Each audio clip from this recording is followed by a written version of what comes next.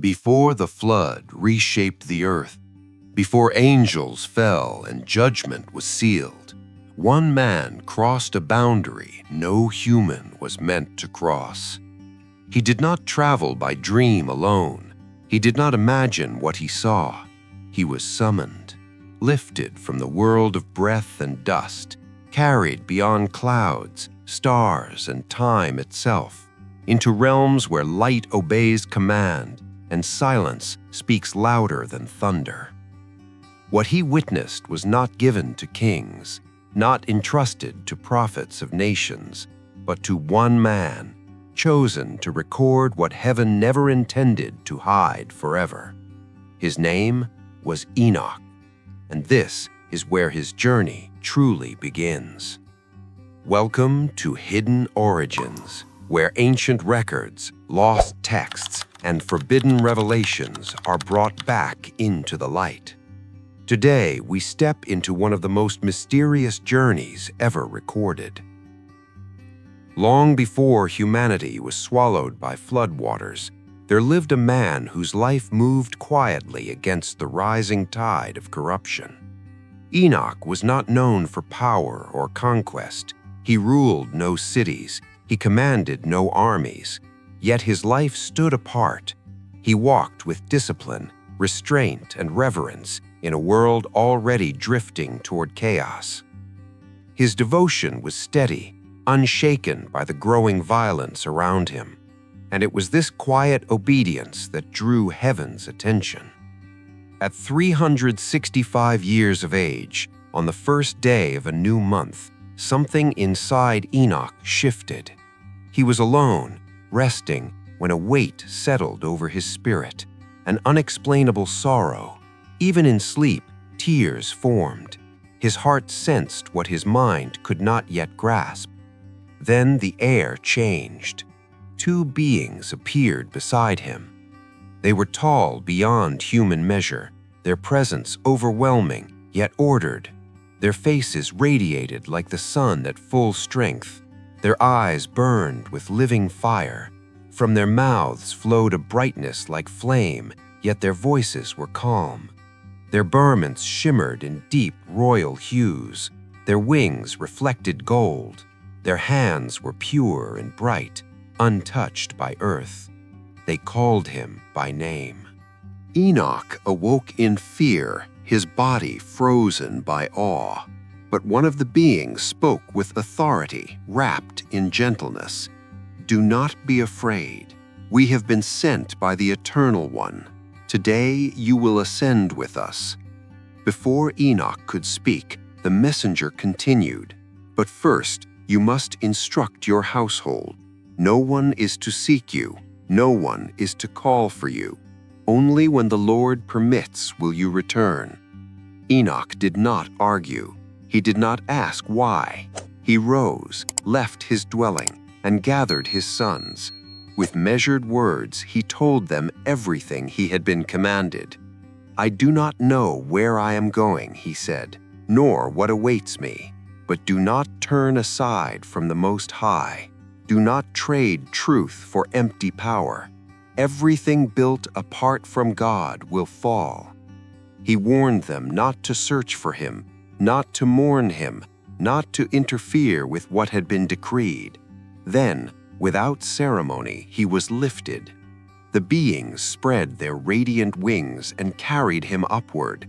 The ground faded, the sky parted, and Enoch found himself placed upon the clouds. This was the threshold, the first heaven. From there he saw upward, beyond anything human sight was designed to reach. Vast waters stretched across the heavens, greater than all the oceans of earth combined. He was brought before ancient watchers, assigned to the movements of the stars. Hundreds of angels moved with precision, guiding celestial bodies along fixed paths. Below them, massive storehouses held snow, rain, and dew, each guarded and released only by command. Nothing moved randomly. Nothing existed by chance. Every cloud had an origin. Every drop had an assignment. And as Enoch watched, he realized something unsettling. He had not entered chaos, he had entered perfect order, and this was only the beginning. Enoch stood upon the clouds, suspended between the world he had known and realms no human had ever mapped. From that height, the earth no longer looked powerful. Its mountains were small, its kingdoms invisible, its noise completely gone. The beings beside him guided him forward, and the light shifted. They carried him into a realm where brightness did not comfort, it revealed. This was the second heaven. Here, faded into something heavier. The air felt dense, burdened. Darkness gathered not as absence, but as confinement. Shapes moved within it, forms that once had glory, now stripped of honor. Enoch heard crying, not human crying, something deeper, something endless. Bound beings floated in the gloom, restrained by forces unseen. Their presence radiated regret. When they saw Enoch, they recognized him, and their cries intensified. "Servant of the Most High," they pleaded, "intercede for us." Enoch felt fear and sorrow twist together. He turned to the beings guiding him. "Who are they?" he asked. "They are the ones who turned from the eternal.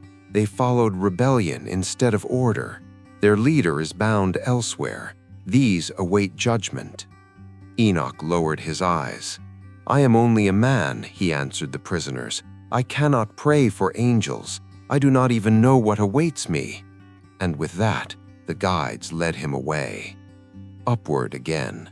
The darkness broke suddenly, replaced by overwhelming beauty. The third heaven opened before him like a living garden. This place breathed life. Trees stood heavy with fruit, their fragrance filling the air. Colors here did not fade, they glowed. Every surface reflected joy and abundance. At the center stood a tree unlike any other, towering, radiant, alive with divine presence. This was the tree of life. Its roots reached toward the boundary between the mortal and the eternal. Its branches carried every kind of fruit. From beneath it flowed springs, one of honey and milk, another of oil and wine, dividing into great rivers that nourished creation itself. Angels moved throughout the garden, hundreds of them, singing in harmonies no human music could imitate. Their voices did not echo, they surrounded. This place was prepared, the angels explained, for those who remain faithful under trial, for those who reject corruption, defend the weak, feed the hungry, and walk humbly before God. Enoch stood in awe. But the vision did not remain gentle. Beyond the garden's edge, the atmosphere changed again. Fire burned black. A river of flame cut through scorched ground. Chains bound the condemned. Heat and cold existed together, unbearable and relentless. Cries filled the space. "What is this place?" Enoch asked, shaken. "This is the destination of those who rejected their Creator," came the answer. "Those who corrupted innocence, practiced deception, worshipped lifeless idols, and shed blood without remorse." Enoch trembled. Justice here was not symbolic. It was final. They moved again. The fourth heaven revealed precise order beyond imagination. The sun and moon traveled fixed paths, escorted by legions of angels. Massive gates opened and closed to mark seasons and time. Nothing drifted, nothing rushed. Time itself obeyed command. Creatures near the sun carried its heat. Others prepared its return through hidden paths beneath the earth. When it rose again, all creation responded. Enoch realized then the universe was not self-governing. It was supervised. Then came the fifth heaven. Here stood the watchers, the Grigori. They were immense, silent, sorrowful. No worship filled this realm, no songs rose. Their faces carried exhaustion older than history. These are the ones who abandoned their station, the guide said. They broke their oath, they corrupted the earth, and now they wait.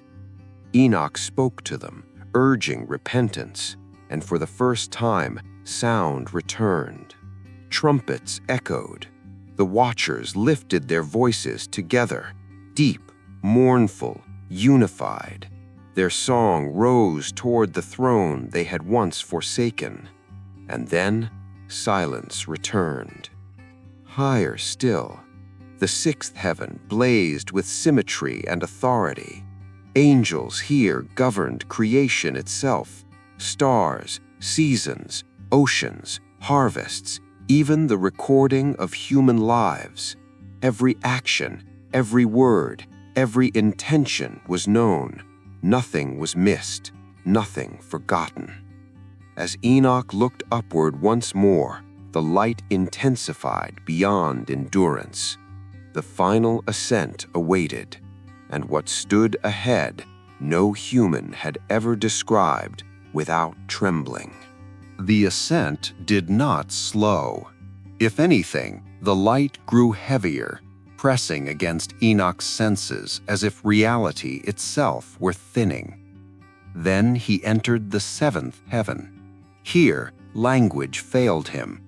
Before him stood vast ranks of celestial forces, orders upon orders of beings formed not merely of light, but of authority. Flames moved like banners, wings overlapped endlessly. Eyes shone where faces should have been, watching without blinking. There was no disorder here, no hesitation, only obedience. Powers, thrones, dominions, cherubim, seraphim.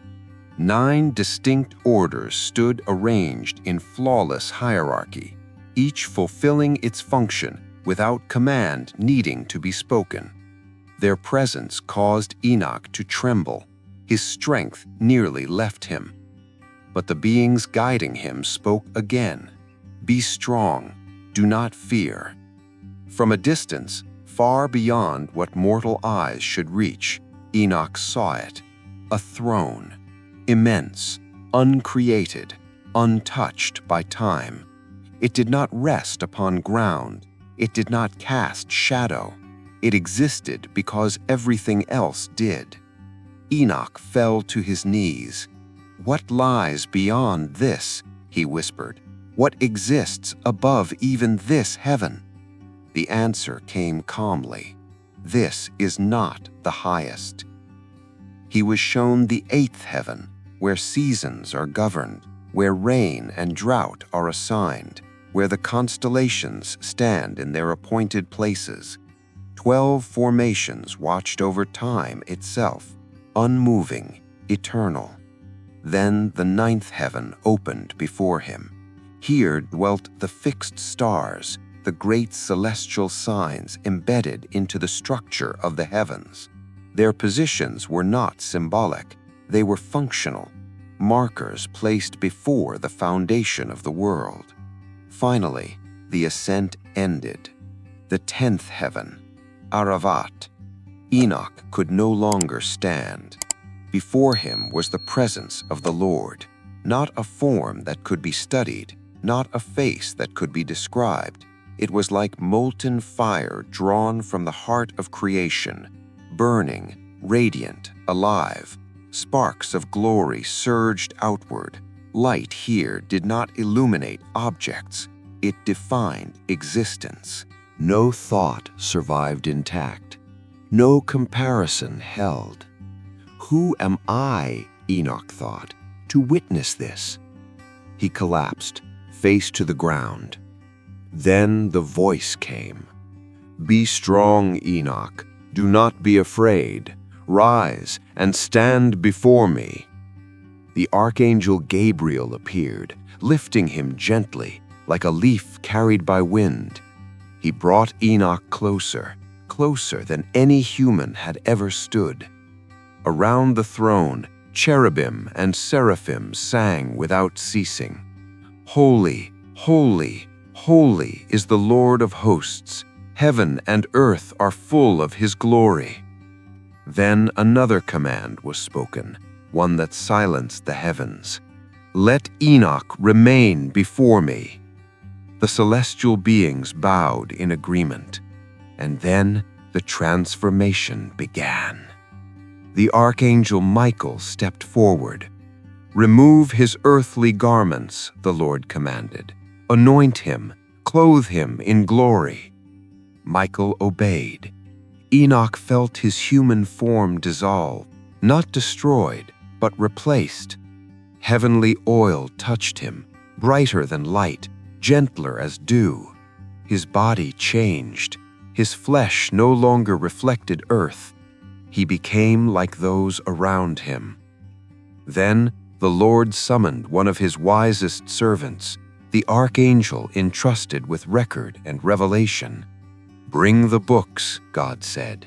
Give Enoch the scrolls. What followed reshaped history. Enoch was taught the structure of creation, the heavens, the earth, the seas, the movements of wind and fire, the paths of the sun and moon, the language of angels, the laws that govern existence itself. He learned how human souls are recorded, how every life is known before it begins, how nothing is accidental. Then he was commanded, sit, write. And Enoch wrote. He recorded visions, judgments, origins, futures. 366 books, written not by imagination, but by instruction. When it was finished, the Lord spoke again. Enoch, come, sit beside me. And God revealed something he had never shared, not even with angels. Before light existed, before heaven had shape, God walked through the invisible. Creation was not spoken into chaos. It was shaped by deliberate movement. And now Enoch knew. The journey had reached its peak, but its purpose was only beginning. Silence followed the revelation. Not the absence of sound, but the kind of silence that settles when truth has fully arrived. Enoch remained before the presence of the Lord, clothed in glory not his own, standing where no human had ever stood by merit alone. Everything he had seen, the heavens, the judgments, the angels, the cycles of time, now pressed into a single understanding. Nothing exists by accident. The Lord spoke again, and this time his voice carried neither thunder nor fire, but certainty. Everything you have witnessed was established before time began. Every star, every season, every soul. I created all things from nothing. I made the invisible visible. I gave form to what had no shape. Enoch understood then what separated this moment from all others. The angels served faithfully. The heavens obeyed perfectly. But they did not know this. Even my angels do not understand how creation came into being. They do not know the origin of existence itself. But to you I have revealed it. Before light traveled, before heavens stretched outward, before time moved forward, God walked through what could not yet be seen, laying foundations where nothing existed. Just as the sun crosses the sky without pause, he moved through the void, shaping reality with intention. And Enoch was allowed to hear it, to see it, to record it. The Lord then revealed the final weight of Enoch's calling. Every soul was planned before the foundation of the world. Every life has a path prepared. Nothing escapes my knowledge. Nothing is unseen. Enoch was shown how spirits are known before birth, how lives intersect not by chance but by design, how judgment is not impulsive but measured against truth.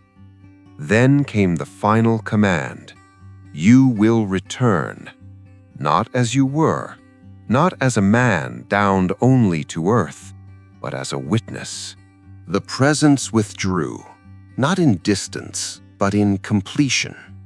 And once again, Enoch felt movement. He was carried downward, through light, through order, through realms that now felt familiar. The heavens did not resist him. They recognized him. When he returned to the earth, time had passed, but not as humans measure it.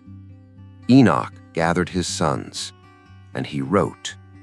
He did not soften what he had seen. He did not hide what frightened him. He recorded judgment. He recorded mercy. He recorded order, rebellion, consequence, and hope. He warned that corruption does not go unnoticed, that power misused is answered, that devotion matters, especially when no one is watching. His writings were not meant to comfort complacency. They were meant to awaken conscience, because behind every vision, one truth echoed louder than the rest. God reigns, not only in heaven, but over every moment of human life. Enoch was not chosen because he was perfect. He was chosen because he listened, because he walked steadily when others drifted, because he was willing to record truth, even when it carried weight. And now the question does not rest with him, it rests with us. What do we do with this knowledge? Do we dismiss it as ancient imagination, or do we recognize the warning beneath the wonder? Because the journey of Enoch was never meant to end with Enoch. It was preserved as a mirror, a reminder that justice is real, that order exists, that eternity is not distant, it is layered over the present. And one day, every life will stand where Enoch stood, not to explore, but to answer.